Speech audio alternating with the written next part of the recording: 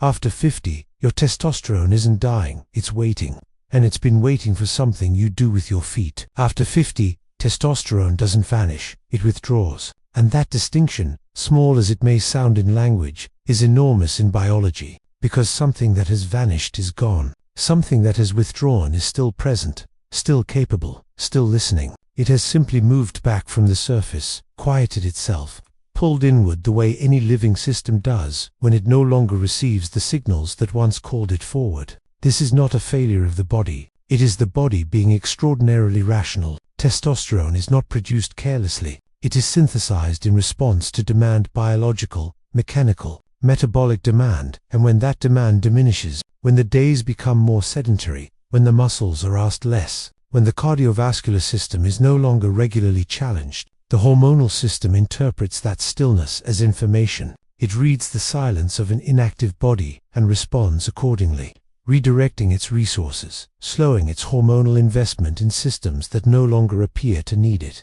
This is why the decline feels so gradual, so invisible at first. It does not arrive as a sudden loss, but as a slow dimming. The way light fades at the end of a long afternoon, you don't notice the exact moment it changed, only that at some point the room became darker than it was before. Men describe it in different ways. A flatness where there used to be drive, a heaviness in the mornings that wasn't there in their 40s, a quieter internal engine. What they are describing, without always knowing it, is the biological consequence of a signal that stopped being sent. And here is where the science becomes something almost intimate, because the body, even at 55, 60, 65, retains the machinery to respond. The Leydig cells in the testes do not disappear with age. The hypothalamic pituitary axis does not shut down. The receptors that receive testosterone signals throughout the body remain present in muscle, in bone, in brain tissue, waiting with a patience that is almost architectural in its stillness.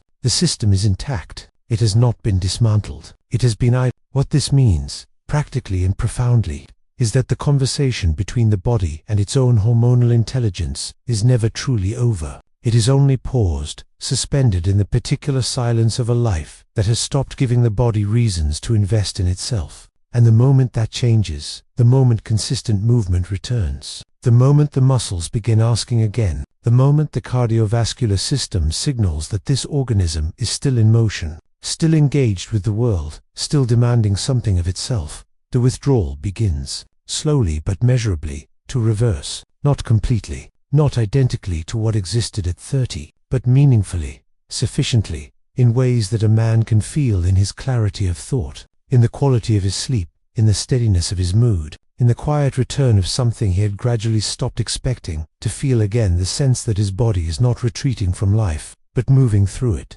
Walking 8,000 steps daily creates a cascade of hormonal recalibration that no pill can fully replicate. That sentence deserves to be held for a moment before moving through it, because it carries within it a claim that runs directly against the loudest voices in modern medicine, the voices that hand men over 50 a prescription and send them home with the impression that the conversation about their hormonal health is now settled. It is not settled. It has barely begun. When you swallow a hormone, you are inserting a finished product into a system that was designed to manufacture its own. The body receives it, uses some of it, and in many cases responds by producing less of its own in return. A feedback loop that, over time, can make the very problem it was meant to solve more deeply embedded. This is not an argument against medical intervention when it is genuinely needed. It is an argument for understanding what the body is capable of when it is given the right environmental conditions, the right biological invitations, the right daily signals that speak the language the hormonal system was designed to hear. Walking speaks that language. When a man over 50 walks 8,000 steps in a day, the hormonal response that unfolds is not a single event. It is a sequence, a cascade, a chain of biological conversations happening simultaneously across multiple systems. It begins in the muscles, which activate and draw on glucose, signaling the pancreas to regulate insulin more efficiently. Improved insulin sensitivity then reduces the chronic low-grade elevation of blood sugar that is one of the silent suppressors of testosterone in the aging male body. That single link in the chain, the insulin-testosterone connection, is alone worth understanding deeply, because visceral fat accumulation driven by insulin resistance is one of the primary mechanisms through which testosterone is biochemically converted into estrogen in men over 50, a process that accelerates hormonal decline in a cell-free cycle. That stillness only deepens. But the cascade does not stop there. As the muscles work rhythmically during walking, they release myokines, anti-inflammatory signaling molecules, that travel through the bloodstream and begin reducing the systemic inflammation that impairs Leydig cell function and mutes the hormonal signal at its very source. At the same time, cortisol, the stress hormone that exists in direct biochemical opposition to testosterone, begins its gradual, cumulative decline with each day of consistent walking, creating more hormonal space, more internal room for testosterone to rise into. Meanwhile, the quality of sleep improves. The circadian rhythm and it is during deep, slow-wave sleep that the pituitary gland releases its most significant pulses of luteinizing hormone, the upstream signal that tells the Leydig cells to produce testosterone in the first place. Every improvement in sleep architecture is a direct investment in hormonal output, and walking is one of the most reliable, most accessible ways to improve sleep that human physiology has ever been offered. No single pill touches all of these pathways simultaneously. No injection recalibrates the circadian rhythm. No gel improves insulin sensitivity, or reduces visceral fat, or lowers baseline cortisol, or teaches the body's own signaling systems to work together again with the coherence they were designed for. Only a living, moving body, responding to the ancient demand of consistent forward motion, can initiate that full and integrated hormonal conversation. Because that conversation was never meant to come from outside.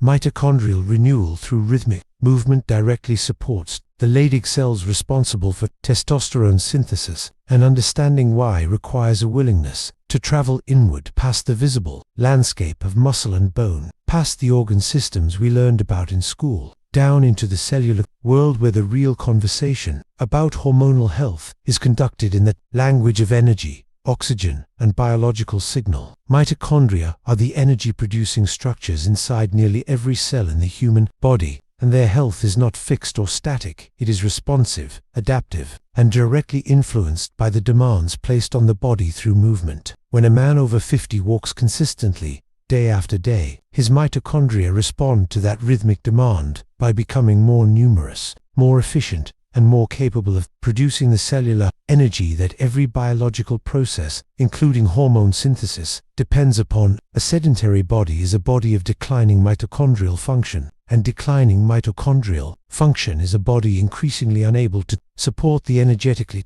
expensive work of testosterone production. At the cellular level, the Leydig cells, those quiet hormone factories nestled deep in testicular tissue, are among the most metabolically demanding cells in the male body. Their work, converting cholesterol into testosterone through a complex enzymatic chain, requires substantial and consistent energy. When mitochondrial output declines, when the cellular fuel supply grows thin and unreliable, Leydig cell function diminishes, not because the cells had been destroyed, but because they have been asked to perform precision biological work without adequate power to complete it. Walking restores that power through the steady activation of lower body muscles, through the improved oxygen delivery that comes with regular cardiovascular engagement, through the anti-inflammatory myokines that protect Leydig cells from the oxidative damage that accumulates in still and stressed bodies. Consistent rhythmic movement rebuilds the cellular foundation upon which testosterone synthesis depends quietly, cumulatively,